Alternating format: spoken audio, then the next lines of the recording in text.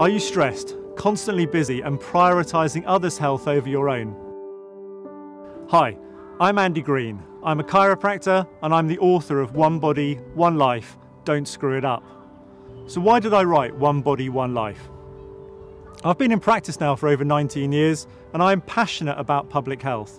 And yet everything I see and hear in the news, I see myself in person, indicates that public health is deteriorating in this country. When we look at children's health, we look at overall health with how sedentary people are, we look at mental health challenges, the rapid rise of type 2 diabetes and other completely preventable diseases.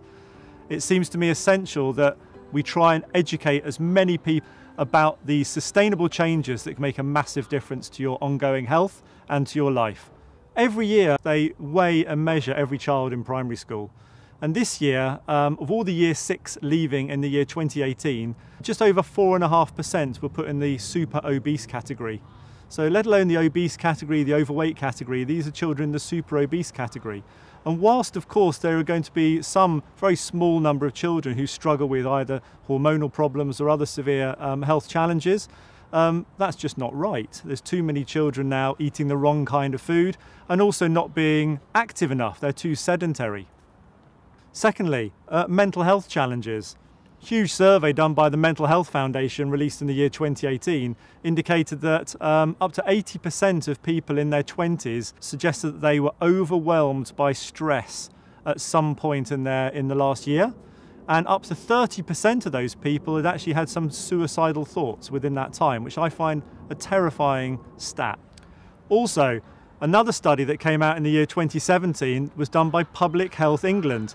This was an enormous study done with up to 70,000 people involved, and a huge number of these were given Fitbits to wear, and this was looking at people who they were considering to be middle-aged. So for this survey they were between the ages of 40 and 60.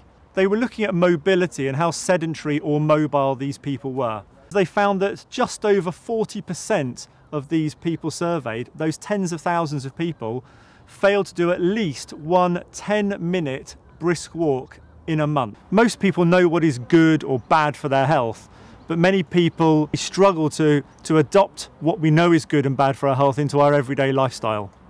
Within the book, there are 3 key aspects. There is the musculoskeletal health, what your body is doing, how that functions, and I call that framework.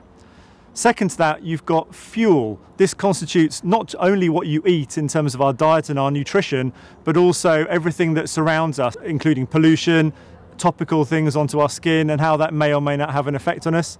And the final aspect is feel, which is all to do with our emotional health and well-being and mental health. There is also a questionnaire which is simple to understand, but will give you a comprehensive outline of where your health is for each of those sections and for overall function. So the premise of One Body, One Life is to find out and assess exactly where you are at the moment, and then be able to take some sustainable, actionable steps to allow you to shift the balance of health into your favour. After all, we only have one body, we have one life, so please don't screw it up.